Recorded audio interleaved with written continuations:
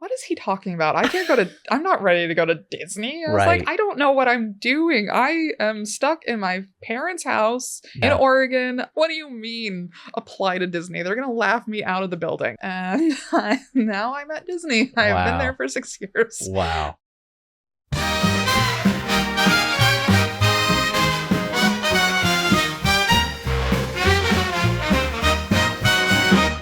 On today's episode, we have my very good friend, Kat McDonnell. She is a character TD, and she's worked on many films like Moana 2, Encanto, Raya and the Last Dragon, Wish, and Frozen 2. We're so happy to have her here with us today. Please welcome character TD, Kat McDonnell.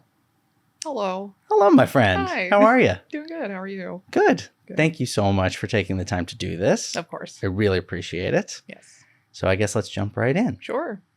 So when someone comes up to you, when they come up to you, strangers, they just come up to you and they All say, the time. all the strangers. Yeah, they go, excuse me, ma'am, have I seen something that you've rigged before?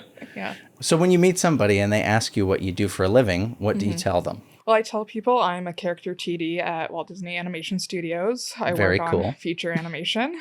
And then the next question is, what is a character what does character TD? TD do? So character TD is a character technical director. At Disney, this specifically encompasses 3 kind of sub-departments, and those are rigging, technical animation, and simulation setup.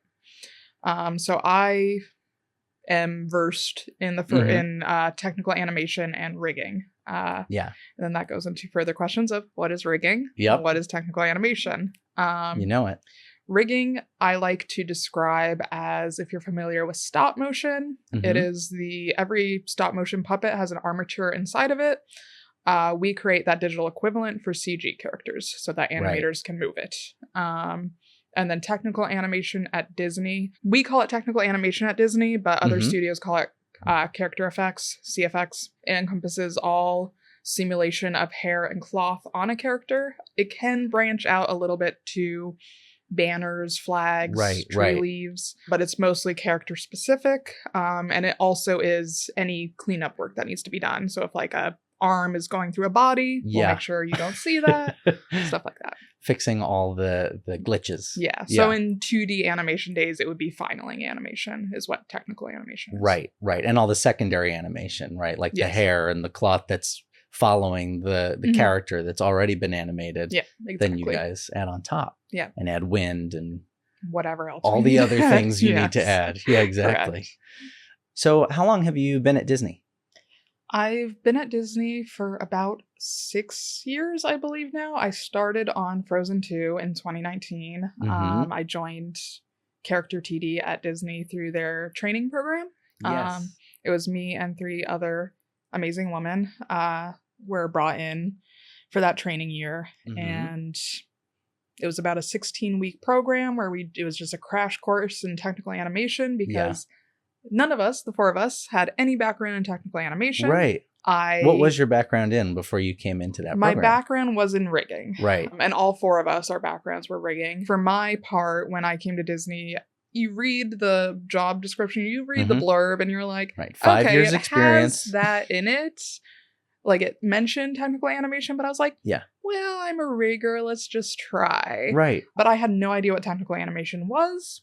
Not a clue. It had never even really occurred to me to really think about where does hair and cloth simulation come from in these movies. In retrospect, it's like, oh yeah, of course somebody's responsible for that because like everything goes through a computer. We don't get that for free in digital like you do in live action or something. So many of these jobs too it's the thing that you never thought was a job that somebody would do. But when you like boil it down to like, oh right, this is all, we are literally creating every single thing from scratch to some degree. Yeah, you're right. But yeah, so I came in, no background in technical animation, fully in rigging, and Disney was like, hey, we want you to be a technical animator. I was like, no idea what that is, but I'll do my best. And yeah, that's how we got there. And that's a little overwhelming too, like going into it and you have a specific skill set. Yeah. And then you're like, okay, this is a whole new skill set that I'm open to learning it. I'm going to learn it, but there's got to be a little bit of that scary factor, like going into it. I had some friends who worked at Disney and they advised me about like, if you're able to throw something simulation wise onto your reel, great. If Yeah. not, don't worry about it. And it's something I had played around with, just this amorphous, vague topic of simulation. It was something Right. I'd played around with in college, with just end cloth and stuff like that. Yeah. Just my So it wasn't default fully stuff. alien to you. You were like, the I've done this concepts weren't before. fully Yeah. alien, but it was like I had never done it to such a degree. Yeah, right, of course. And it was all self-taught and stuff like that. So then when we got to Disney and they were like, here's this proprietary thing and that proprietary thing, I was immediately overwhelmed of just like, right. Oh my God, I don't even know the Maya default thing for any of this. Now it's all these in-house Disney tools that you have to learn. Yeah. Yeah. And it was very overwhelming of just, I'm a rigger. I know how to make a car engine, but I can't necessarily like drive the car. No. Right. Yeah. Like I can make a sports car, but that doesn't mean I can drive it. Right. Yeah. So it was overwhelming. But the studio, our mentors in the program was really great in knowing, they were the ones that hired us. They were the ones that knew our backgrounds. They read our resumes. They interviewed us. So they knew fully like our lack of intelligence in this topic. They knew our lack of understanding. Yeah. Our lack of experience in this topic. In retrospect, I can look back at it as a comfort. At the time, it was just all imposter syndrome of like, I don't know this. I don't know that. Oh, of course. God, I shouldn't be here. My favorite story from that time was because, it was Frozen 2. And Frozen 1 came out when I was in college. A lot of us went to see it as a class, saw it with friends, saw it with family. I loved Frozen 1. And so but something people noticed was Elsa's braid going through her arm in Frozen 1. Yeah. And it was a hot button topic online for a week or something. Within the animation community specifically, I think. And so I got to Disney and I was like, I want to know about this. I was like, they must know. Sure. I want to know. And I was like, this is the department that does that. So I want to find out. Yeah. And I found out whose shot that was. It was an artist named David Sorovic, who is still at Disney. He's a very talented, very smart man. And it just boiled down to artistic choice. Yeah. He felt that any other way he would have choreographed that braid, it would have just bumped with the flow of the choreography of her singing and dancing. Totally. And so he made the creative choice to do that. Man. And that was the first, because going through training, it was so much just like, oh, technical. We need to learn this. Like we need to get it down to a T and make it all technically accurate and make it all this, that, and the other thing. That was the first story where it was like, no, you can still break the rules here. In certain circumstances. And that was very eye-opening in that way of like, okay, we do have artistic liberty. Oh yeah. Yeah. And it's a big lesson because you're making Disney magic, not Disney realism. Exactly. There's a reason for that, you want it to feel like larger than life in a fairy tale. Yeah. So exactly. Yeah. It's a good first lesson. Yeah. Right out the gate. Yeah.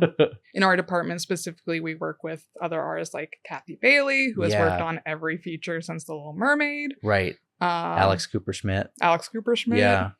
Who is our like 2D animation liaison. Yeah. And he was supervisor for Stitch and Lilo and Stitch. And wow. And that was definitely very eye-opening of just like, these people worked on movies that significantly impacted my life. Yeah. Like, they are why I'm here. Yeah. And now you're working with them. Yeah. You talk about imposter syndrome. You're like, I shouldn't be with these people. Oh my God. Yeah. And then, so you've been at Disney for 6 years now. Has there been a project that specifically you felt proudest to have worked on, or maybe a shot, maybe a character that you worked on? There's two projects that really come to mind. The first one is Raya and the Last Dragon. That was the first one where I feel like I really understood what I was doing. Yeah. Frozen 2, I worked on it, but it was still a lot of growing pains and a lot of like stumbling my way through shots and stuff and like being afraid to break things and stuff. A lot of learning. Yeah. Raya and the Last Dragon, I just felt a lot more comfortable in my skin, I guess, of just like going in and doing it and getting it done. So that was a very nice production to work on for that reason. And the Yeah. supervisors of that show, my supervisors, gave me a lot of trust with the sequences I worked on. Like they gave me one sequence almost entirely on my own. It's the sequence near the end of the movie where it's like that Avengers moment of all the characters coming together. I know exactly what you're talking about. And it's like that one long take of them. That was my shot, and that sequence was pretty much entirely my sequence. Wow. Yeah. So that the supervisors had that trust in me to give me that, like something like that. That was such a big story moment. Act 3 finale. Really moment. cool. Yeah. And then besides that, the other one that I really liked working on was, it's kind of dinky, but it was the Olaf retells specials. I love those. They're so much fun. Where Olaf is retelling Little Mermaid, stuff like that, Lion King. And that was a lot of fun to work on because I was the only character TD really working on it until we got to shot work. When we got to shot work, then it was Kathy Bailey and I working on it. But it was like I was responsible for rigging, setting up the tech anim pipeline or lack thereof at the time. But it was also such a small group that I got to work really closely with the director and the head of visual effects for that show, which was Hiram Osman was the director and Marlon West was the visual effects supervisor. Oh, that's so cool. And I feel like Marlon and I have continued to like just be familiar and stuff. And it was like such a nice gateway to meeting somebody so awesome. Yeah, I know. Marlon's he's amazing. Such a cool guy. Yeah. And such a talented artist too. Yeah. So that was just a nice experience. And then, like when I bring it up to people, they're like, "Oh yeah, I like those and stuff." It was like, so cool. They were so much fun. Cute little bite-sized animations. Yeah. Just like pure happiness. Each of those little shorts were. Yeah. Did you do like the little snowmen babies? The little you rigged those? Yeah. Yeah. Now you're working with all of these people who are people who inspired you to now get into the industry, and they worked on the films that inspired you to get into the industry. What films did inspire you to get in it, Disney or otherwise, any film? I mean, I've always loved movies. Scream is one of my favorite movies. Yes. I love the Fast and Furious movies. Nice. Family. Family. I don't think I ever really thought about going into media at all until I was a junior in high school. My dad was a creative director and copywriter for advertising. Oh, nice. So I saw a lot of things from his point of view in that industry, and saw how much he did not like it. I mean, he really likes the work itself. It's just there's a lot of bureaucracy and a lot of like working the turnaround for advertising and stuff is just so insane. Was it? Both of my parents were very into film and everything. My dad is more like general film. He just loves general film, loves going to the movies, would take my sister and I to the theater anytime he could and stuff. Yeah. My mom was the one that was very into Disney. Oh, okay. And she loved Disney. She's the one, she collected all the VHSs of the movies, which turned to DVDs, which turned to Blu-rays, et cetera, et cetera. Which now to Disney Plus. Yeah. And so she was the one that I would just watch every new Disney movie with usually. Yeah. And so my junior year of high school, in high school, I planned to, again, media was not on my radar. I was playing basketball in high school. I wanted to play basketball in college. That was the trajectory I wanted to go on. If it wasn't that, I was like, I want to be an English teacher or something like that. I don't know. Not that there's anything wrong with English teachers. No, but love English. But that was the other alternative. It was like just a different English path. Teacher. Yeah. And I don't know.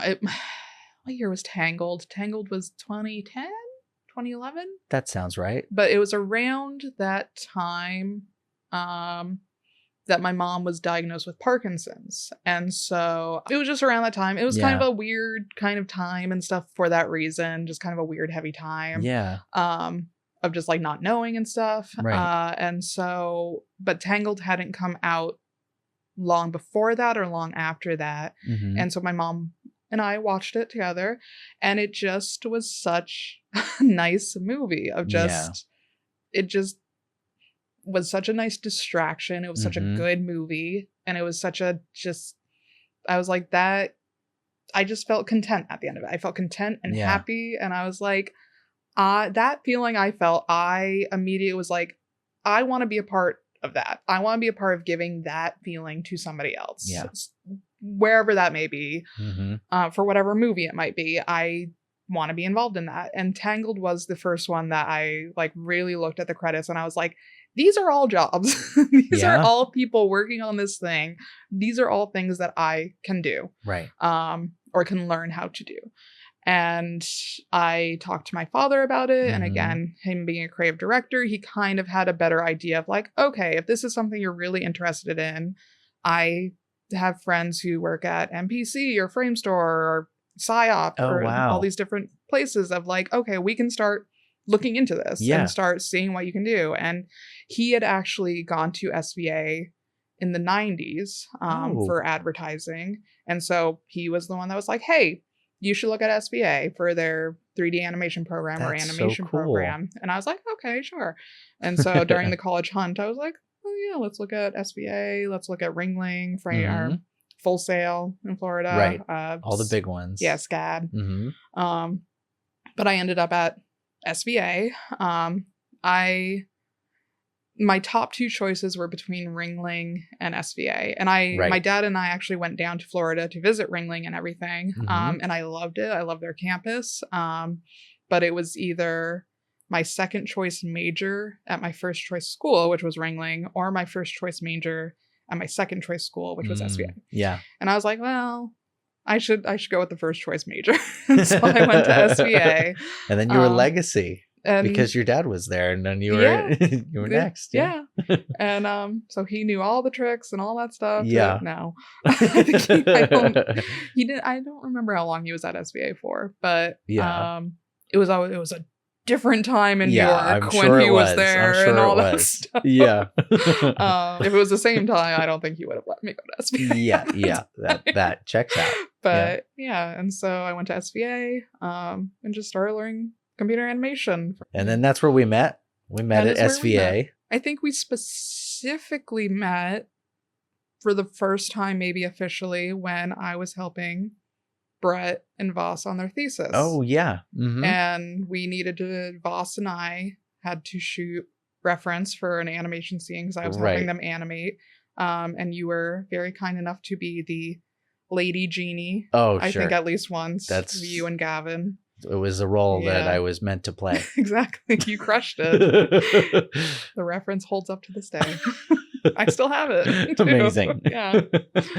So that's so funny. Well, I mean, that's so amazing, and that's so sweet and amazing that moment that you had with your mom, like, kind of inspired this whole thing and your whole path in your career, and now you've made it. You went and you're doing that, and you're making movies that inspire the next generation. Which is I kind of have to remind myself of that every once in a while of like, oh, right. Like, I'm doing it. You're doing it 100%. That's pretty cool. Yeah. They say that with dream jobs, at the end of the day, there's still a job. It's still a job. There's still hard days and amazing days and all that stuff. But to have that kind of as your North Star in the back of your head is kind of amazing. Yeah, absolutely. As an artist at Disney, what is a day in the life like for you when you go into work? You sit down in the morning and, without saying anything, that we can't say. Anything NDA confidential. Anything NDA confidential. What is a day like at work? Every day is kind of different.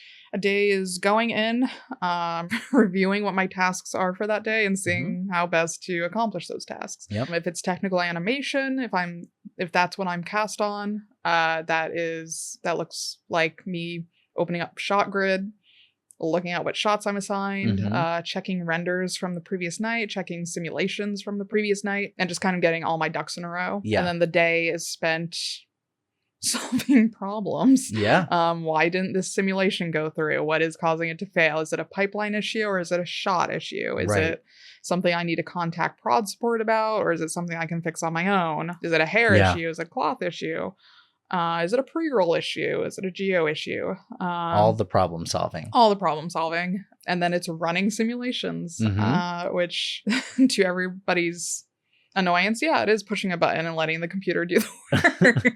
Well, you're changing a lot of You're putting in a lot Sure. of the settings and the knobs and But everything it's to tweaking knobs and yeah. settings and then pushing a button and letting the computer do the work. Right. There is an art to it, which Oh, isn't yeah. to say there's not an art to it at other studios or anywhere else. It's just at Disney, there's definitely an art to it. Mhm.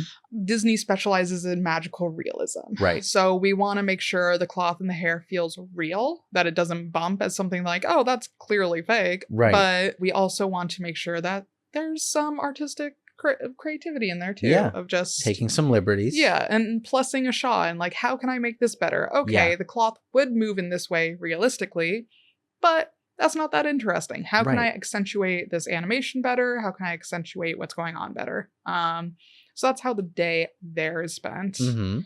So yeah, it is a lot of just problem solving. And Yeah. boy, howdy, we might be Disney. We have a lot of problems too.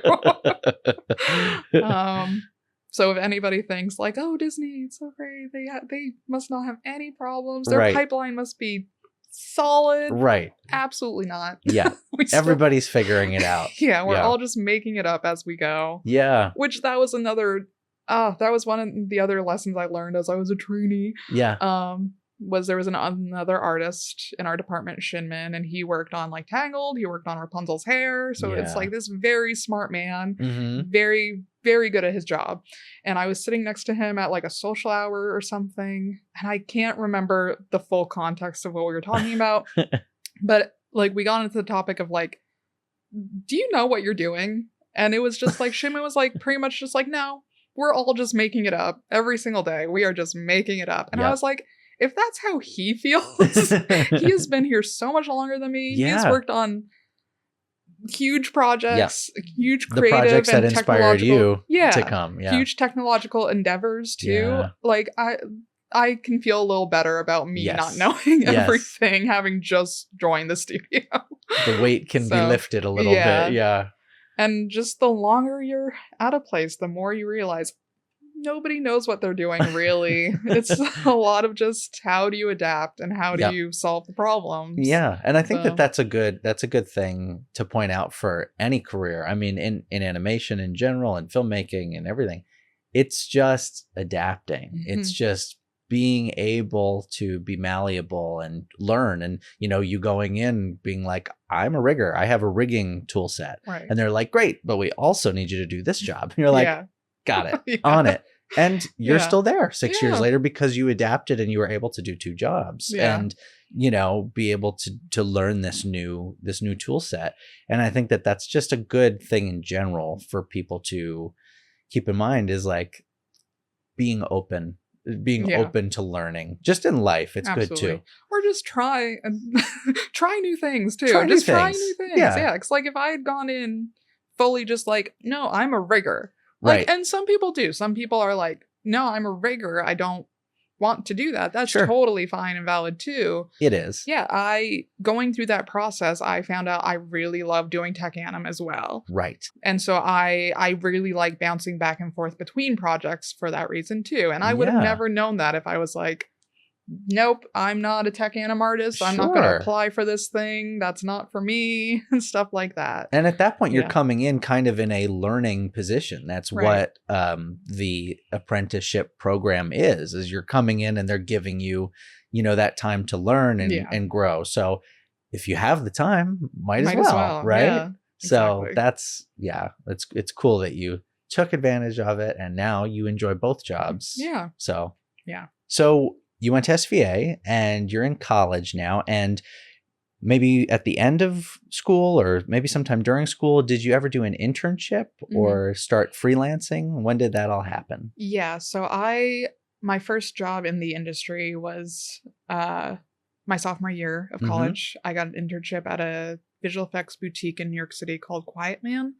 And that first year internship was a lot of me just kind of sitting around watching what other people were doing. Right. Watching what the other visual effects artists were doing. But I was also invited to go on set and see how they shot some commercials. Oh, that's and things really like that. cool. Wow. Mhm.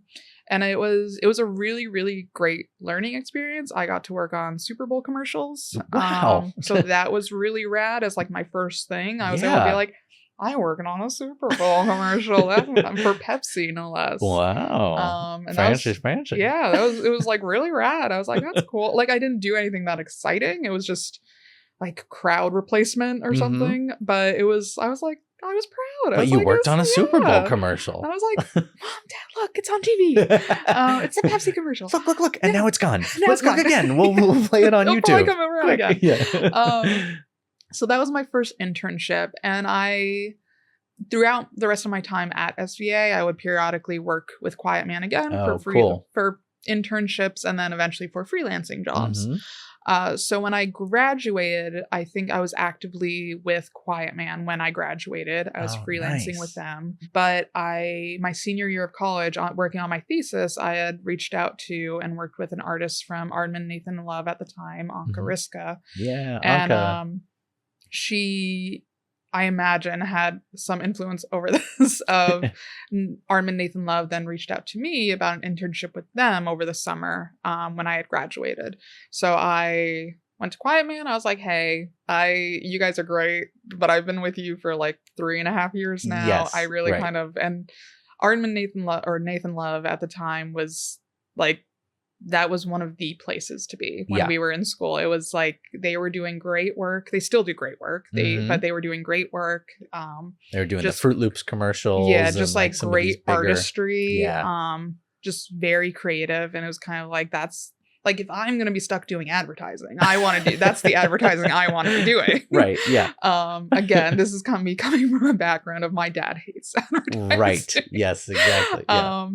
And so I'm like, oh, I hate advertising. But so I was lucky enough to go there for the summer, worked on a Captain D's spot. And it was a lot of fun. I learned a lot. I was only there for rigging. And that was the Captain D's spot. Was that the Seagulls? Oh, the cool. Seagulls for this fast food place that we had never heard of in New York. At least at the time. I don't think we still do have any Captain D's in New York, but it's a big fast food chain, I guess, down in the South and everything. Yeah. And but it was you got to rig these seagulls that were like squashy, stretchy type seagulls, right? Like so it was very cartoony and just a lot of fun. And it was a lot of fun, but it was also very anxiety inducing because this was before I really had a good just comprehension of how people solve problems on the job, especially solve problems in this creative field.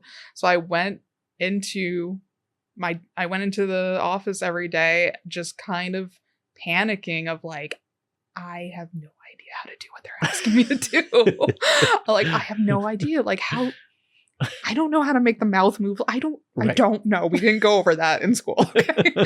I was still not comfortable enough with myself to admit that I was like, I could just Google this. I could just Google it. Right. We have technology at our fingertips. Just Google Brute it and you'll force find something. Yeah. But I was like, no, I need to have it all locked away in my brain. I need to know if I don't show them that I know how to do this, I'm going to fail. Yeah. And all this stuff. A lot of artists feel that way. Yeah. All the So time. it was a really great internship and all the people I worked with there were phenomenal. And they're all fantastic artists. But it was definitely probably my most stressful working experience for that reason. Because again, I'd worked at Quiet Man, but it was like, this was the first like real, like, okay, this is the first outside of like college after graduating job. Yeah. And you're getting shot out of a cannon. Right. And it's at this studio that I still hold such respect for and everything too. That I was like, I really don't want to fuck this up. Yeah. And I really want this to turn into a freelance job. Like, it was an internship, but I want this to turn into a freelance job. Yes. Like, if they want me to stay, I would love to stay there. They didn't want me to stay. So at the end of the summer, I left, which is fine. And I knew that was always a possibility. Yeah. It still stung. Of like, course. That always stings. Of course. And it may not have had anything to do with me. It probably what didn't. I did or did not do. It probably didn't. It very well could have been, because there was absolutely things I could have done better. Like, God bless the animator who I was working with. He put up with some gnarly stuff in that way because I just didn't know what I was doing. Right. But you had graduated a month before. Right. Yeah, And yeah. I didn't know what I was doing, and there Yeah. was nobody really there to ask about it Right. either. Like, I was the only rigger there at the time. Trial by fire. Right, Like right exactly. away. Yeah. And it was like, they were like, okay, we had you for the internship, now you can Yeah. skedaddle. And that's a hard learning experience right there, Yeah. but it's almost good to have that Band-Aid ripped off right away. You I know? was very grateful I had that done pretty early on. Yeah. Because you leave college and you've got these rose-colored glasses that Yep. are like, I'm gonna make it in the industry. Yes. And sometimes that's just not how it goes. Yeah. And that was kind of how it went for me. It was, I went there. I had kind of not, I hadn't messed up my relationship with Quiet Man, but I had left my freelance position with them to go Sure. to Arnman Nathan Love. Yeah. And so it was kind of like I couldn't go back to Quiet Man, or they hadn't asked me to return. Right. They might just not have had any projects. Totally fine. Yeah. So I didn't go back there, and it was like, okay, I am in the freelance fire now. Right. I need to start working and finding work and start like actually getting going as like, Yeah. because I didn't have anything lined up after I left Nathan Love. I think part of me really hoped they'd bridge me into Right. just being a freelance artist there, and I didn't really have a backup for if they didn't. And it's hard to have a backup at that point because It- you've just graduated. And it's Yeah. hard to get your name out there, because it's like, Yes. even if your friends or your comrades or your peers from one studio or from college, even if they know you, that doesn't mean the recruiter at whatever studio knows Of course. you. Yeah. And it's like the recruiters, they have lists of riggers. They Yeah. have lists of people they've already worked with. So they're Right. going to go through their list before they get to you anyway. Yeah. So it's really hard to break into. It is. It's extremely hard to break into, and it's extremely based on luck and timing to break in. Fully luck and timing. Yeah. Yep. To anybody trying to break into the industry, I cannot stress that enough. It has so little to do with your own skill, and Yes. so much to do with luck and timing and who you know. And not in a way of like someone will give you a job. Right. But it's knowing the right connection. So when you've done all of your homework and you're ready to go with your skill set, Right. and they need you for a project, Yeah. they know to go, oh, Kat's available. Right. Great. We'll Like bring her in. it's so hard to explain to people how that process works of knowing people and making networking, Yeah. and how to network well, and how to network in a long lasting way.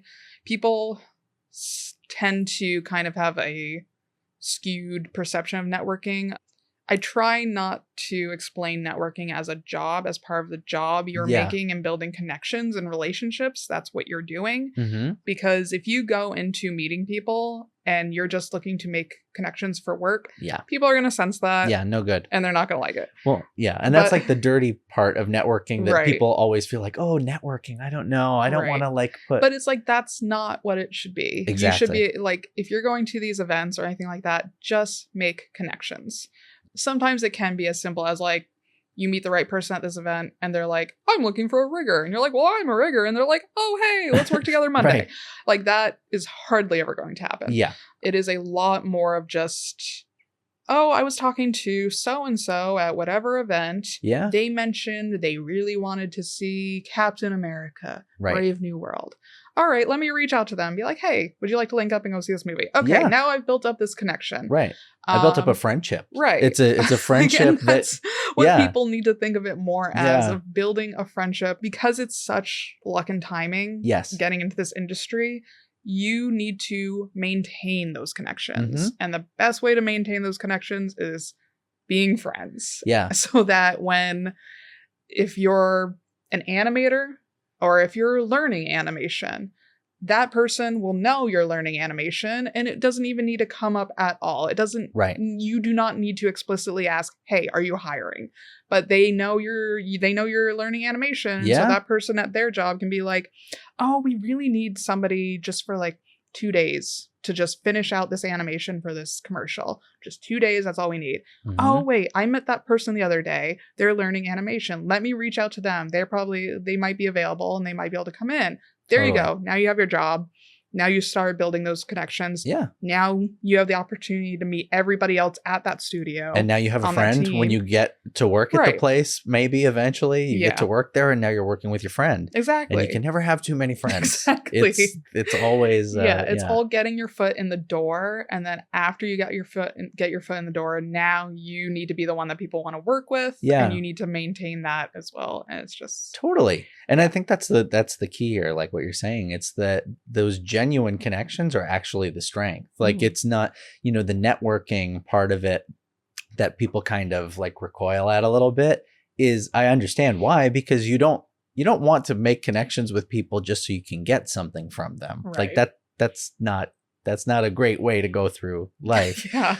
But it is an added benefit of being friends with people. If they know you and know what your skill set is and know you're a decent human being, right, then they go, oh, okay, I'd like to work with them. And then in the future, a person now that if, this person was an effects artist or something, and you're like, oh, I have a friend who's an effects artist, so-and-so, and they can now come to whatever company you're working at. Yeah. So it's a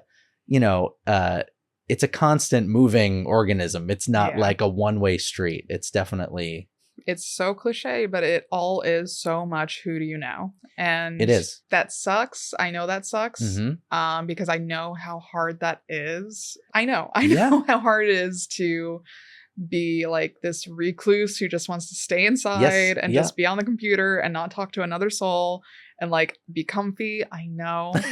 I know. You can do that too. You can do both. But it's like I know it's so hard. You need to step outside your comfort zone to get into these places that you want to be at, and it is all about making those genuine connections. And so let's just, what is it, get rid of the stigma of networking. True. Get rid of the stigma of networking. And I think it's that growth that we were talking about when you started at the studio, like being open to learning new things. Right. Some of that is social skills and socializing and being able to really connect with people on a deeper level. And in animation, at least, or in filmmaking in general, it is a group effort. It is a group sport. And that same thing goes for actually having jobs in the industry. It is a group effort. You have your people, you have your connections. But you also have to be somebody people want to work with as well. Yeah. You can be the best rigger in the world. If people don't like working with you, they're not going to work with you. Yeah, they're going to pick the next best rigger who's a much friendlier, more fun person to work with. Again, it's kind of going back to Ringling and SVA for me. Like, people might not get their first choice rigger, but they like working with that person better. Right. So, and they just will have a better experience overall. And the projects will be better. Yeah. And a lot of that comes with just living life and just go live life. Yeah. The artistry is very important. It is. Living life is equally important, especially in artistic fields too. Like you need to go see movies. You need to go watch TV. You need to see what is out there. You need to go to the park. Yeah. Just be around people and be inspired. Yeah. See how a banner moves. See how a flag moves in the sky. Observe. And be like, that's some really beautiful tech anim on that flag and stuff. Like how I wonder who did that shot. Yeah. I wonder if that would pass tech check. Or seeing how people's faces move, seeing how like your crow's feet wrinkles when you smile. Do. Yeah. And just like, how would I rig that and stuff like that. A lot of smiling. That's what they say. Yeah. It's a good problem to have. Right. So. Maybe more specifically for like the tool set, what advice would you give for people wanting to get into rigging or tech anim? On a technical level, for technical animation or character effects, you should really just start experimenting with simulation.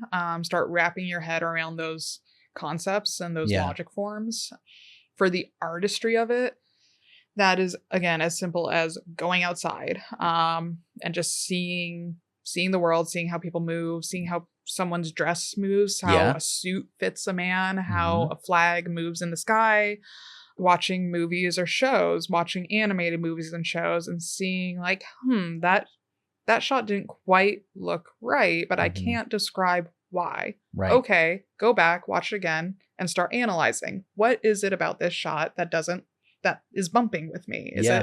Is it the simulation? Is it that her braid is leading the action instead of following the action? Like what? Like start boiling it down to those concepts, because that is the hardest thing to teach people is their artistic eye. Right. And doing kind of little exercises like that will start training your artistic eye to see those things and be like, how could you make it better? How could you plus that action? Yeah. How can you plus that shot? For rigging, if you're a rigger, you need to get animators to animate your rigs.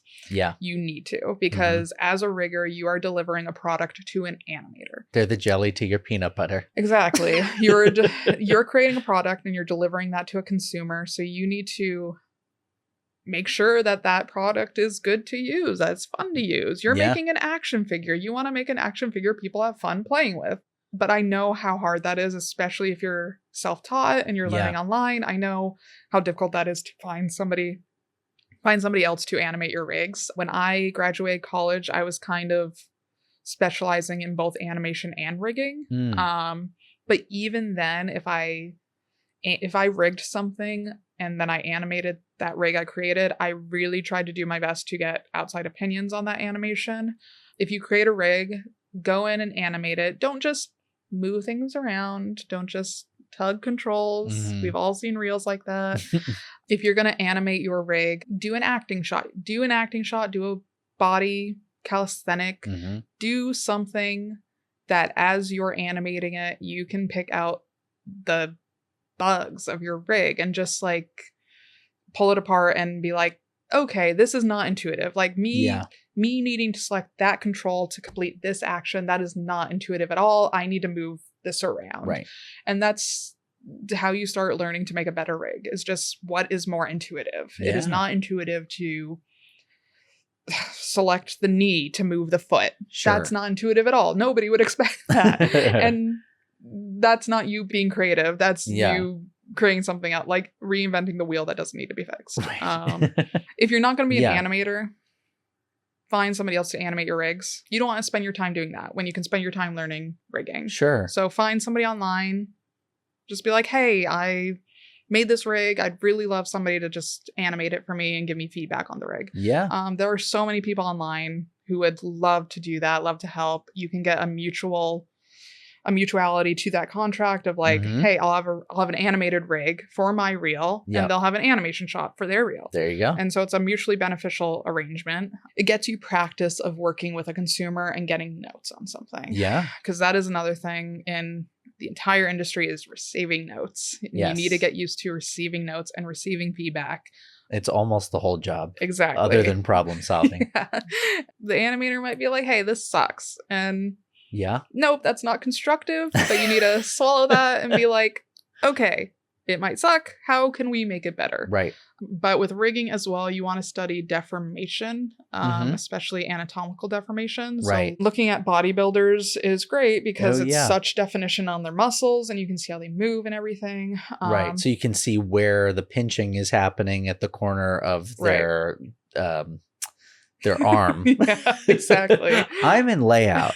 You can see how like their collarbones move, how their triceps move and stuff like that. And just how it connects from one thing to the other. Yeah, how things react to each other. Because that's how you learn better deformation as well. Is like, okay, bending my bicep like this. Like, you can see how all the muscle groups build together and form things and move together.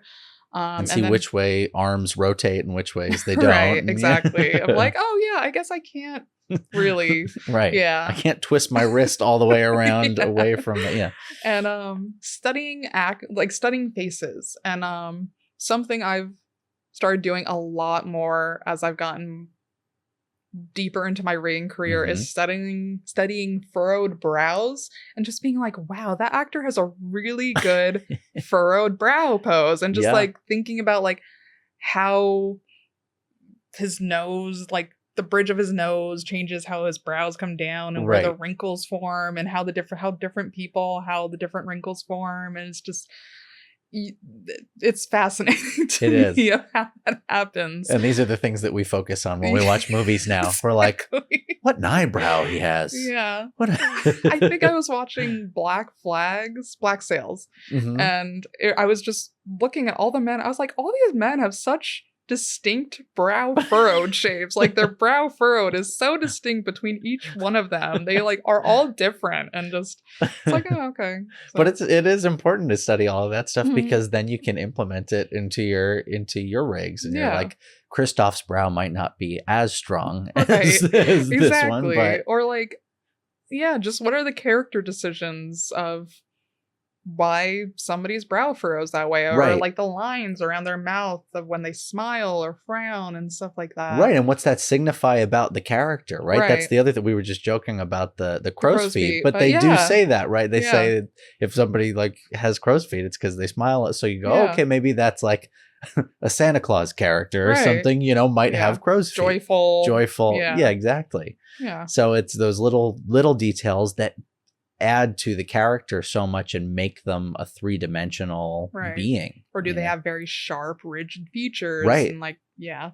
Yeah, and a lot of times you'll see that like with villain characters, they'll have Mhm. like sharper features because it's more Yeah. of the, they'll cut you. Exactly. They'll cut you with their Yeah. jawline. Watch Yeah. out. That's how you know they're evil. They're evil lines. And the green lighting, because the Yeah. green lighting that's the way to know. Yeah. Absolutely. Yeah. So I also wanted to ask, so after Nathan, what was the next step? It was a lot of just trying to reevaluate what do I want to do. Yeah. I was in New York. I'm from New York, but my family had moved to Oregon while I was in college, Right. my sophomore year of college. So I was alone in New York at this point, Yeah. and New York's not cheap to live in. It is so not. I was like, I need to start figuring this out, and I need to start figuring it out soon. Yeah. Because I had not been out of college for that long. I did not have a nest egg or Right, anything yeah. like that. I didn't probably even know what a nest egg was at that time. I went from Arm and Nathan Love to Imaginary Forces. From Imaginary Forces, I think maybe back to Quiet Man for a brief stint. And then from there, I went to Hornet for about 2 cool. days. Oh, yeah. I did 3 days at Hornet. Yes. After Hornet, it was equal parts things drying up. I was really burnt out at that time. You had Then also just finished a thesis film that you had worked on for a Right. year. So and- I was floating and I just had no idea what I want to do. I knew I didn't want to stay in commercial. Mhm. And again, this was more now building off of my own experiences and less being like, well, my dad hates advertising, which I don't think he hates advertising. But Right. He just He had a does not. sour taste He in his doesn't mouth. speak fondly of. His time He doesn't there. recommend it Yeah. fondly for as a career choice. I knew I wanted to get into feature animation. Yeah. I just had no idea how to do that. Things dried up. Rent money dried up, and I had to swallow my pride and move back in with my family. So I moved across country to live with them in Oregon. Wow. So many artists have to do that. I know. It And is- there's really no shame in it. Like there isn't. the world is on fire. I know. Anything you can do to save money and just help yourself as a person and build Yes. yourself to be where you want to be, do it. Like Totally. I get it. Like, and I get it from having gone to art school too, of like, I got a degree that means nothing. And I'm not working in the thing that I just spent a lot of money learning. Yeah. Yeah. Everybody deserves a break. And we all Yes. deserve to be more patient with ourselves. 100%. And just more graceful with ourselves. Mhm. Give yourself a little grace. Right. Yep. Which I do as I say, not as I do. Because Right, yeah, I was yeah. there and I was like, I am a failure. Well, I can never show my face again. well, it's hard because I think mentally a lot of times it feels like it's a step backward, right? Mhm. It's that feeling Yeah. of like I went and I did the thing and then I had to retreat in some way, you Yeah. know? And I had that feeling like, because I worked at Disney as well. I started as an apprentice, and similarly to your experience with Nathan Love, I was at Disney and I was like, okay, it's going well. I Right. think they'll keep me after this. I don't know. And it just was a point in time where the timing was off and whatever else. And I was let go. And I was Yeah. like, well, okay, I moved across the country to Los Angeles. I'm from New Jersey. Right. What do I What do now? You know? Yeah. And I can try to find another job out here. Mm. But then I found a job which was an amazing experience at Blue Sky Studios in Connecticut, which I would have killed to be at Blue Sky a few months before that. But now it felt like I was going back to the East Coast. So there was this weird like step backwards thing. But then I realized, no, I'm going to Blue Sky. That's amazing. This is a dream job. Oh my goodness. But it was this thing of, going back to where I came from that it kind of felt like it feels like a dog with its tail between its legs a little or bit. something. Yeah. And like what you have to realize, which is one of the hardest parts about being an artist in an industry, in a business, is that you are expendable in a way, and that but it's not to be all gloom and doom. It's just to know the reality of the situation and understand your own worth, because what you need to understand is it's not you. It wasn't your ability. It was a combination of things that are outside of your control, and the timing wasn't right at that moment. You weren't ready in that moment for that thing. I wasn't ready in that moment, or they weren't ready. Whatever the scenario was, it was not the right time. Yeah. And to take that, give ourselves some grace and take that pressure off, that it can't mean that I'm a terrible person because, this didn't happen. It's giving yourself that moment of going, okay, I have value as an artist. I have value as a person. I have value, and really taking that in and making that part of who you are, and having that be a confidence thing instead of something that knocked you down. You really, if you want to come into this industry, you really need to learn to separate the work from your self-worth. Yes. Because combining the two is just, it's a recipe for disaster. It is. Because it's so crushing when it doesn't happen. Like, and you could say this about you could say it about jobs anywhere. Like somebody will get a job in their favorite field, and you can do everything in your power. You can do an amazing, stellar job. Yeah. And it can just not work out and just have nothing to do with you. And you need to be okay with that. Yeah. And it can happen multiple times, and you need to just be okay with that and just understand that, like, no, this does not define me. You not being extended after that doesn't take away that you are at Disney. You were at Disney. You worked on Disney projects. Yep. And you are a great artist. None of that detracts from any of that. But it's like, it's so hard to separate that. And it's why having a life outside of the job is so important. It's why having a network outside of work is so important. Just having friends and family around you, whatever that might look like to each person is different. But it is so important to have that support system around you. Because in creative fields, it's so easy to wear your heart on your sleeve and just go in with the best intentions and do a stellar job and just get the rug pulled out from under you. 100%.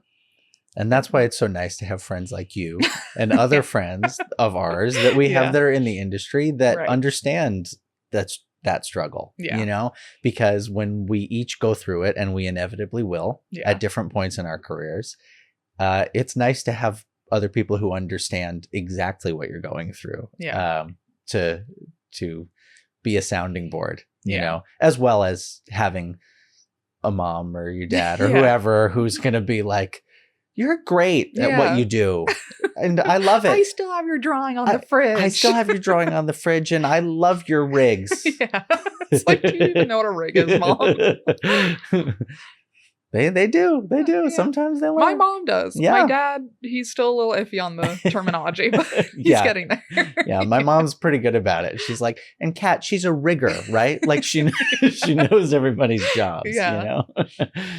It's hard when things don't go well. It's very, very hard. I mean, we are extremely fortunate to have our jobs.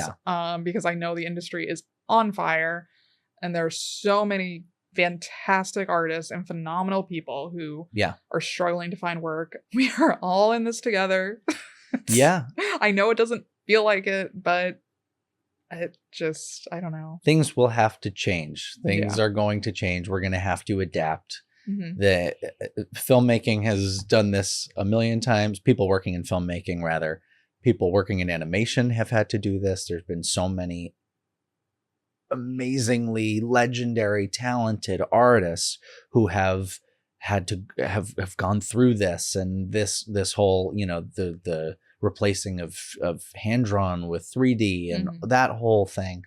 And, you know, this adapting and trying to change with the times. It's so difficult. And we're all just learning it together now. And it's all we can do. It's all we can do. Yeah. It's either that or you pack up and you try something else. But yeah, that's why it's so important to separate the art from the work. Yes. Too. Don't forget why you love doing that thing. Right.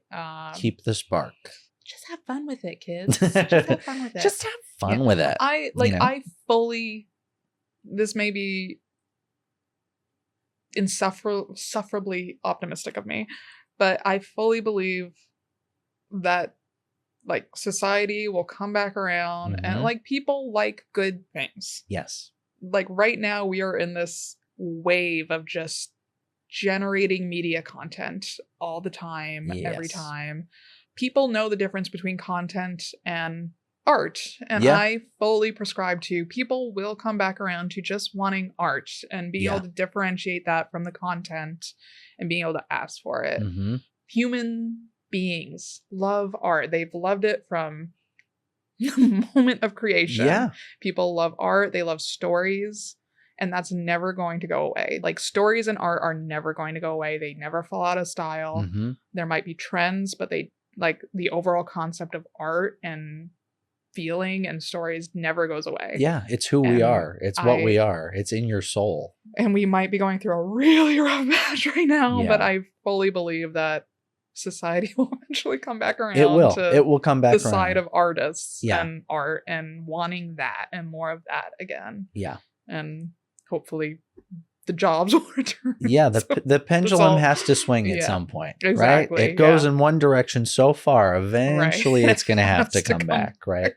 So hopefully we can, you know, keep it going and keep making these amazing pieces of artwork. By the time this comes out, you're going to have to make an editing note that's like, actually, the industry's fine. The industry's fine. It's all good now. Back. Great. I hope I have to make that note. Being able to help work on these movies, help work on these films that hopefully put light and positivity out into the world. That was the ultimate dream, like you said a little bit ago, and I felt the exact same way, and that's why I went into this industry too.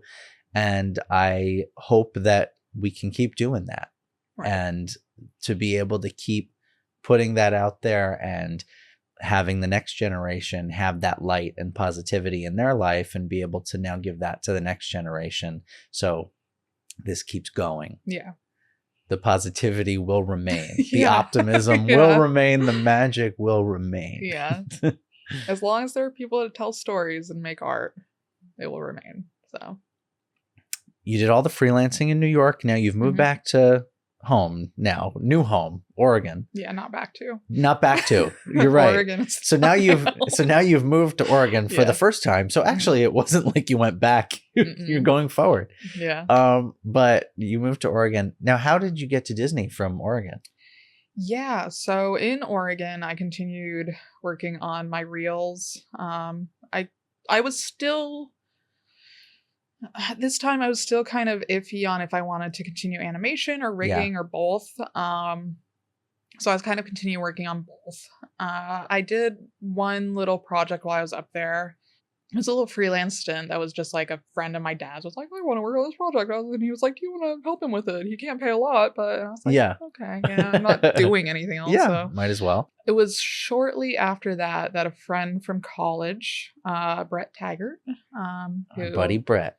He was your year, right? Was he? He was my year. Yep. Yeah, he graduated the same year as you. Yeah. I had worked on his and his thesis partner Voss's thesis. Yeah. That was the one where you filmed reference for. Yes.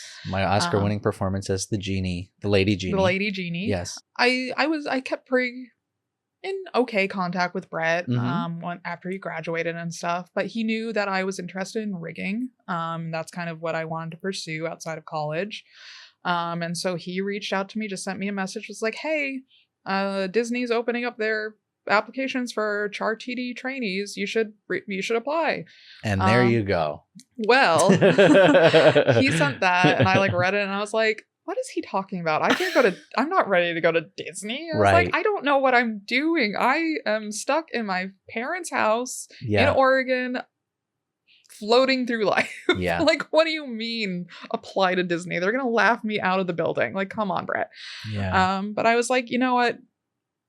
The application's not due for like 2 or 3 weeks. I was like, I will try. I will really hold myself to a deadline. I'm going to update my reel with at least one new piece.